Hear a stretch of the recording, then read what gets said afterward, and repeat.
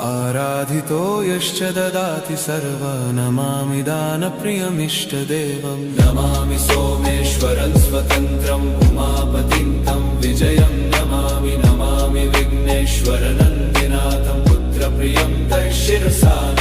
नमामि देवं भवदुःखशोकविनाशनं चन्द्रधरं नमामि नमामि गङ्गाधरमीशमीड्यमुमाधदं देववरं पुरन्दरादिसुरासुरैरचितपादपद्मं नमामि देवी मुखवादनान इक्षार्थमक्षित्रितयं यैष पञ्चामृतैर्गन्धसुधूपदीपैर्विचित्रपुष्पैर्विधैश्च मन्त्रैः अन्नप्रकारैः सकलोपचारैः सम्पूजितं सोममहं नमामि नमामि